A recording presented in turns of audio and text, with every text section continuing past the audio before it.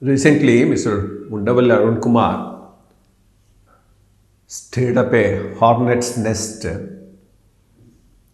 when he commented the state government has not properly represented its case before the Supreme Court in a case filed by him with reference to bifurcation of Andhra Pradesh state. His main contention is the advocate who came on that day took a view that this is a settled thing and state government is not interested in breaking up this case. But he wanted the state to really represent the injustice done to the state as part of the bifurcation and file a proper affidavit before the Supreme Court. Responding to this, the advisor to the Chief Minister of Andhra Pradesh, Mr. Sajjala, Ramakrishna Reddy, went a step further and told, no, we are interested in a united Andhra Pradesh, and that was our stand right from the beginning, and we will be accordingly presenting our views before the Supreme Court. In fact, nobody can attribute any motives or suspect the sincerity of Vundavalli Arun Kumar in this regard, because he has been singularly fighting since he genuinely believes that a lot of injustice is done to the Andhra Pradesh state as part of the bifurcation of the state. One of the reasons why he says he is still pursuing this case, though not for any unification, that particular prayer he says he has deleted from his petition, is that there would be future guidelines as and when the further states are bifurcated or divided at a later stage. But I don't think that's a very, very important issue, because no other state, as and when a division happens there, will have the same problem as that of Andhra Pradesh. Andhra Pradesh is a peculiar state where, in an area where the capital is located, people wanted a division. You take other places where there are these demands for separation, like Vidarbha, North Karnataka, the capital is not there. So, as and when it happens, if at all it happens, they will not have the same problems as the division of Andhra Pradesh. Second point which you mentioned is, BJP has a big plan of dividing the country into about 50-60 states. And as and when it happens, these can be a guidelines. But rest assured, in case Bharatiya Janata Party is going to form that many number of states in the country, there will definitely be a commission like the Fasalali Commission appointed in 50s by Nehru, and issues will be examined at a broad national level and some principles laid down and divisions done. So this particular case or what happened here may not be may not give that much of a guidance as and when those things happen. But in any case, he wants to sincerely present to the people that the manner in which the division was done was not proper. And to that extent, maybe once the case goes through and the Supreme Court hears it, we'll add something more about it.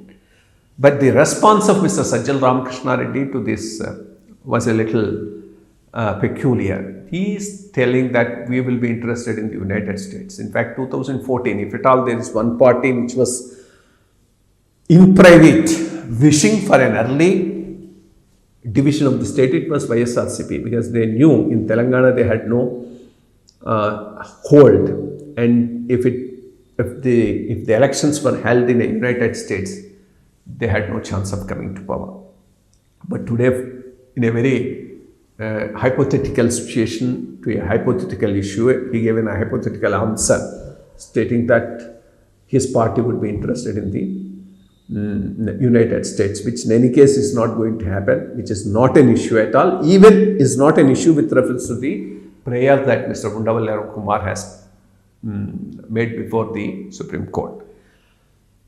Mr. Vundavalli Arun Kumar incidentally was also mentioning the state government should fight for the promises made by the central government at the time of the division of the state and get the due whatever is due to this Andhra Pradesh state.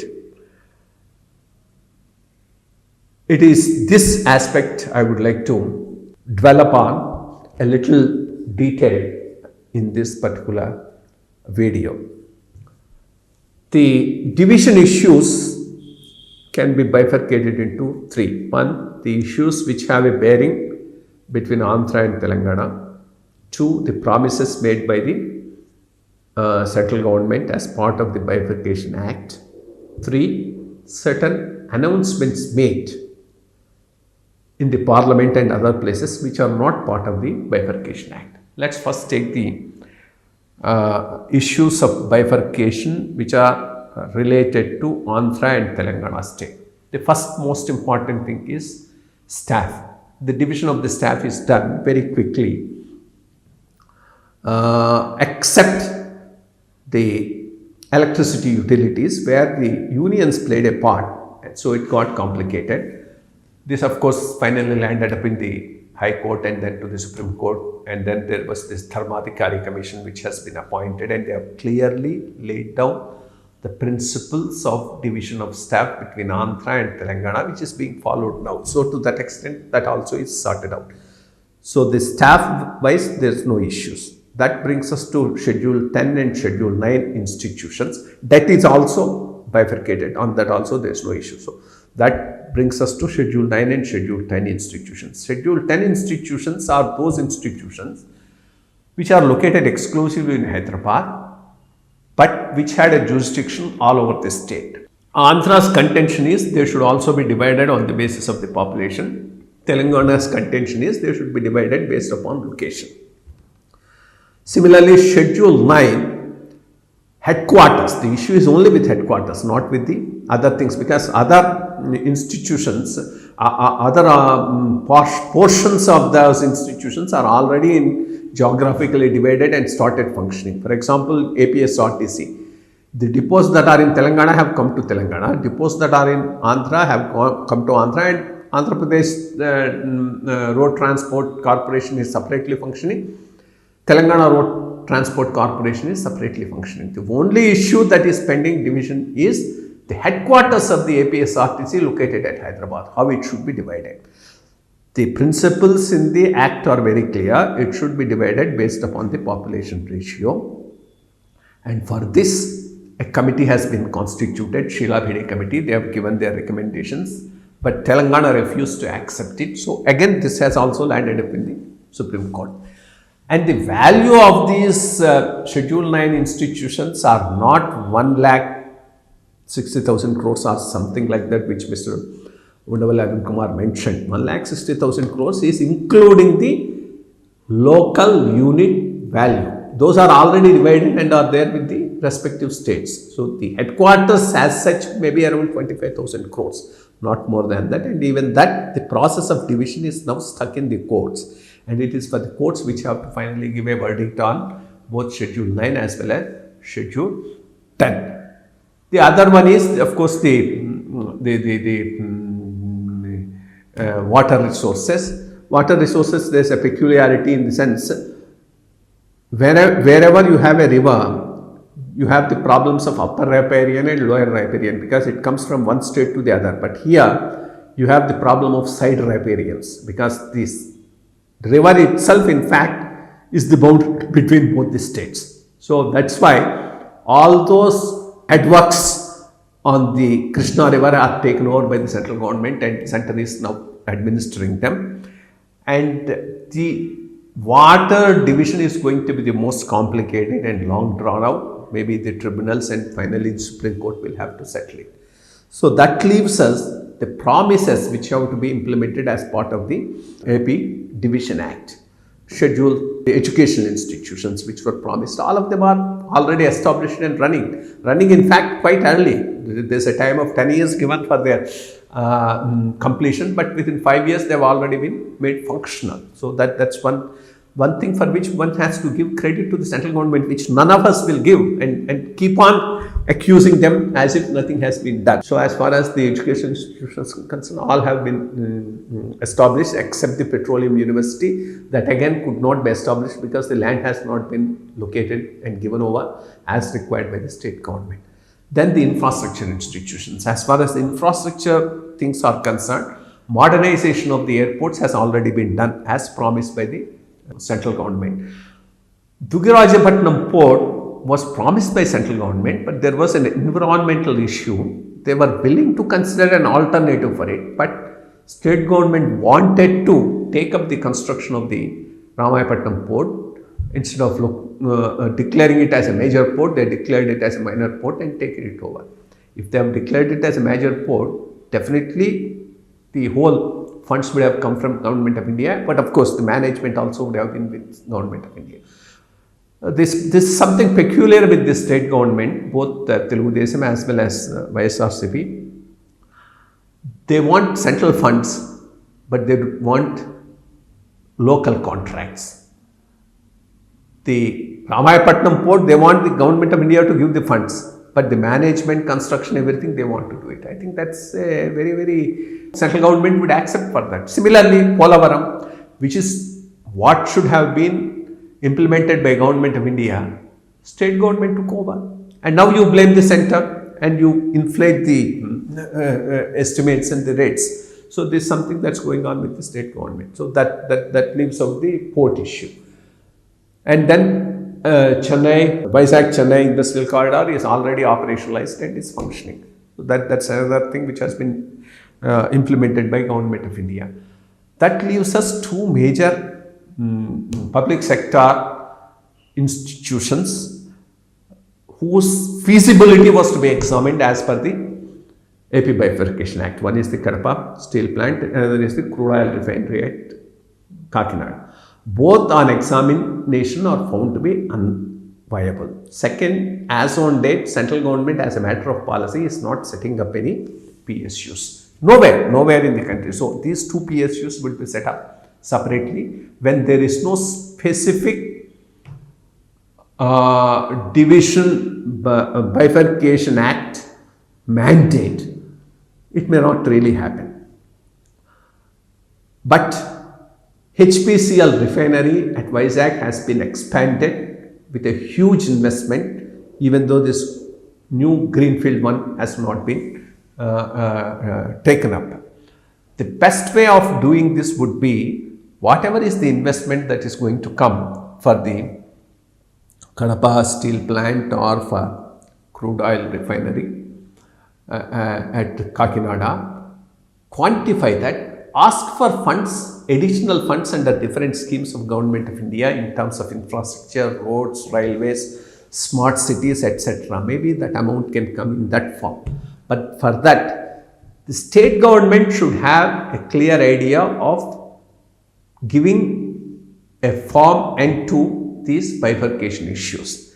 But both Telugu Desam as well as YSRCP politically feel keeping it alive without getting the funds will give them the advantage of making noise as and when required, even though state may suffer, because of which state is actually suffering today. If they have come with a concrete proposal of getting that much of investments in different fields for the state, as part of the existing central government schemes as an additional amount, maybe by now this issue would have been sorted out without any problem. So this is as far as the infrastructure projects are concerned. As far as Polavaram is concerned, today the issue is technical. You have been neglected, not properly done it.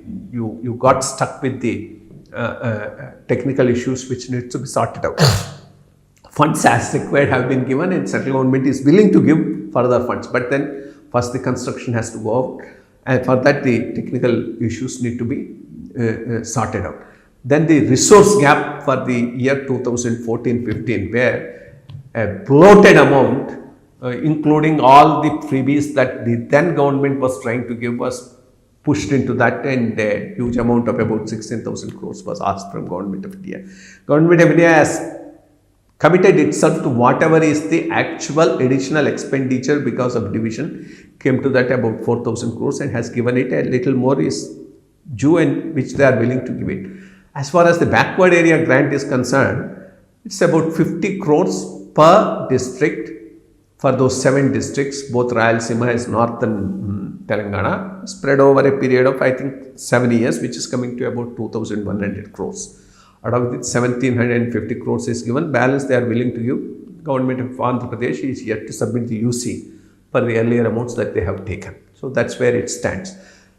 Always this is confused with a Bundelkhand package. When you talk of Bundelkhand package, what they have done in Bundelkhand package, they also gave the same amount, 50-60 crores per each district for about 5-year period, included other schemes that are being implemented in that particular district and called it a Bundelkhand package. You also include all those schemes which are coming, MNREGS and other schemes, and include it, it also becomes equal to that or more than that. Without doing that, you exclude it here, include it there, and then say, I should get about 20,000 crores. It's ridiculous. These are the type of jugglery that some of these media people and some self-proclaimed intellectuals are doing. And since it is to the advantage of the local regional parties, both the Telangana and Telugu Desam as well as YSRCP are happy to allow the issue to linger on without giving it a